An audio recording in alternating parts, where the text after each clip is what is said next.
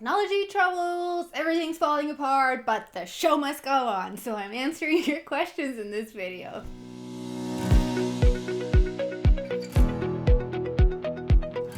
Hello my lovelies, and welcome to another one of my videos that's going to be a little bit different. As you can see, the setup is different. And you know what?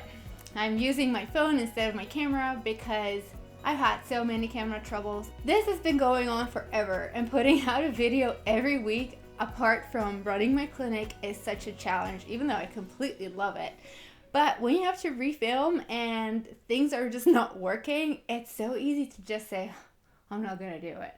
But then I think, oh my lovely viewers and all my lovely commenters, I can't just leave you hanging for this week.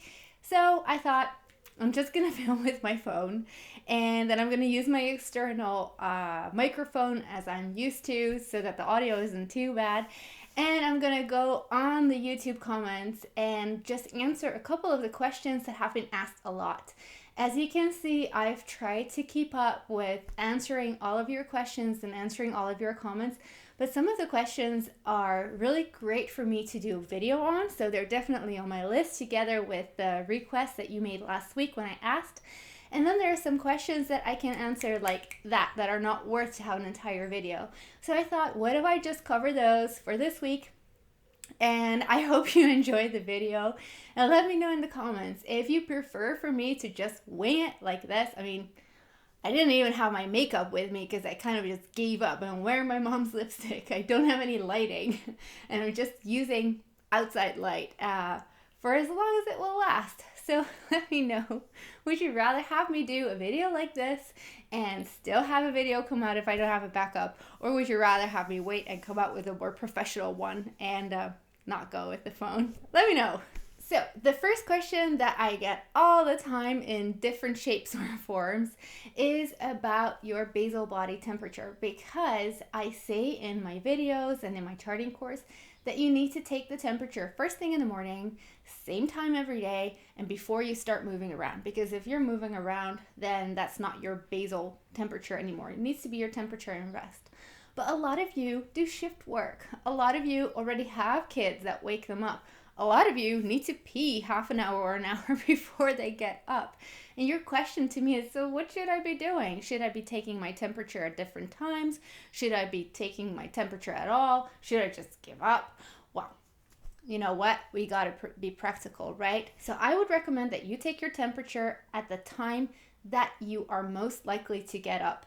You know, if you've got a time like 7:30 a.m. or 7 or 5:30 for some of us, that you will get up normally about 5 days out of the week, or maybe 4 days, or even if it's 3, if the rest is crazy, but you've got those 3, then take your temperature at that time. And on the other days, take your temperature at the same time if you can, if you're still in bed, and soon enough you'll be able to see if getting up or waking up earlier has an effect or not. And for the days that you would get up earlier because of shift work, then take your temperature at that time. Just mark it in your calendar that the temperature is off, but try to make a stable pattern as much as possible. And you will know best what that will look like in your situation. A good example could be for women that are flight attendants. Sometimes they will fly across the world, or they have to get up earlier. It's not just time changes, it's not just getting up earlier or later, it's all of that.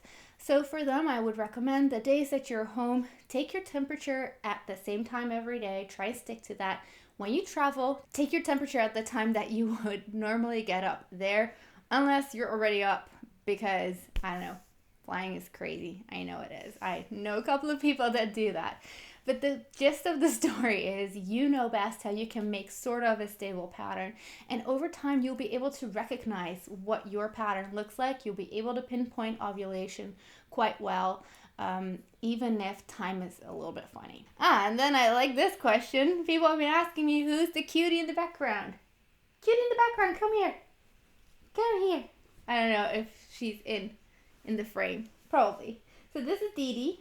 Dee Dee is not wanting to be on the camera because she is having a phantom pregnancy at the moment. So she's running around with her little cow and doing that, squealing all the time. I'm treating her with it homeopathically, and that works really well, but still, there's still a little bit of time that she is being in a funny mood. The fun thing is that she is really cuddly, which she normally isn't because she's so independent. So, but that's Dee Dee, and that's Dee Dee Light.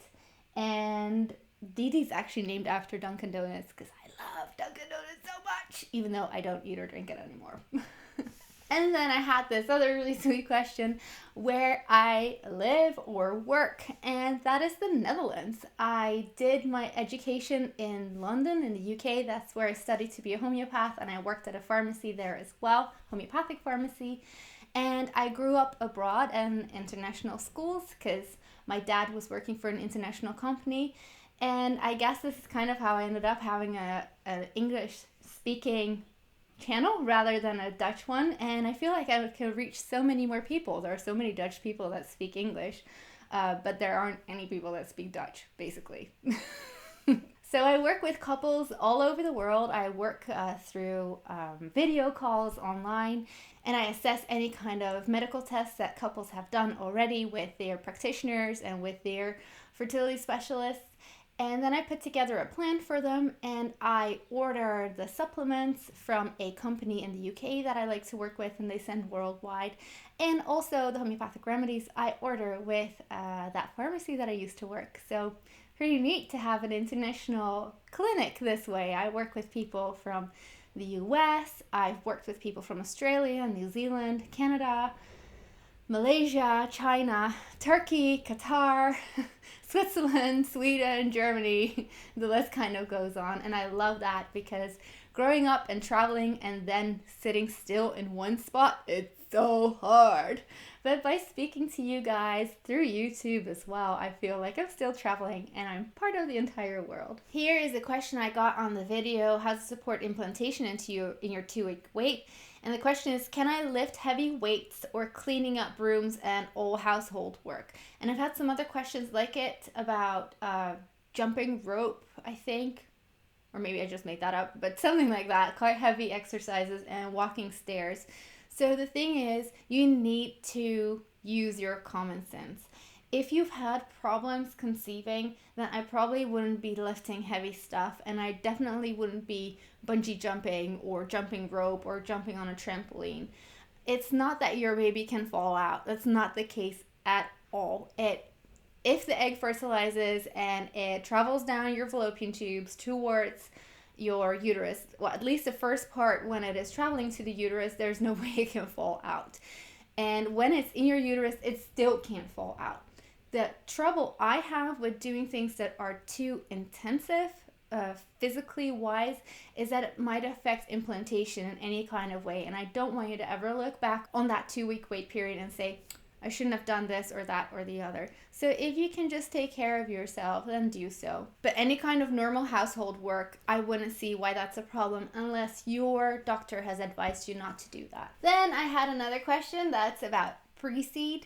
So a lot of you use this lubricant because it is supposed to not kill sperm like a lot of lubricants do, and even support and nourish it. I am not against it. If you want to use it, then you should use it. However, I always recommend coconut oil because this is antimicrobial, so it will help you reduce the risk of getting any bacterial infections or UTIs and candida overgrowth, especially if you're sensitive to that. And it lasts very long, and it is really nice for your genital area. Any tears that you sometimes might have, if you are quite dry down there, it will heal. And it's good for the sperm as well. It's very similar to cervical mucus in its structure. It might not look that way, but it is. The only thing I might have against Preseed is that because it changes the acidity of your vagina, that you risk getting more UTIs. I would just use coconut oil. It's nice because you can also use it for massages, and I think it's more natural and it's cheaper, I think. Here's another question about charting, and that is, does your temperature only go up if you've ovulated? If it doesn't at all, that would mean you didn't ovulate. So yes, that's what it means, because under the influence of progesterone, your temperature will go up. Sometimes it might not be as noticeable as it should be if you've got low progesterone, for example, but it usually means that you haven't ovulated at all. So of course, as part of this technology drama, my phone keeps cutting out because I've got too many files on it. So I'm going to wrap up this video now soon, but I really wanted to get to one of the other questions that I get a lot, which is about Calc Fluor, the tissue salt that I mentioned in several videos that you can use to support implantation in your 2-week wait. And the first question is, can I take it in my follicular phase as well, so between period and ovulation? And the answer is yes. The reason that I suggest to only do it in the second half is because that's when it's necessary. And my patients, they are on so many different remedies that are tailored to the different parts of their cycle. I switch them out. So that's why I say take it in your 2-week wait, but definitely you can take it throughout. And the second question is how much to take, because the bottles that are purchased say different things. I usually recommend just take 1 tablet or 1 pill 3 to 4 times a day, whatever is manageable for you. But sometimes it's hard to do it so many times a day. And the third question is, should you continue to take it throughout your pregnancy when you do fall pregnant? And the answer to that is not your entire pregnancy, because you switch to the pregnancy tissue salt program, which I will link in the description below. But you do take it throughout the first trimester to support further implantation and the development of the placenta. So you guys, I'm gonna leave it here. As I said, let me know in the comments, do you like a video like this, or do you prefer me to just do the other setup and make it a lot calmer and professional? Or do you like to have a video like this in between if, you know, all falls apart? For those of you that stuck to the end, thank you so much. You're the reason that I did this video at all, because before I probably would have just skipped it completely. Dealing with fertility issues is really frustrating, so I'm so glad you guys found my channel and you enjoy it and you enjoy the information. So I want to continue to be there for you and support you, and if bringing out a video every week no matter what is part of it, then I definitely want to continue with that. If you want to learn more about boosting your fertility naturally, or you're new to my channel, you haven't found my videos yet, then definitely click on the playlist on your screen right now. And then in the meantime, I guess see you next week, right? Let's go for that. Take care, bye.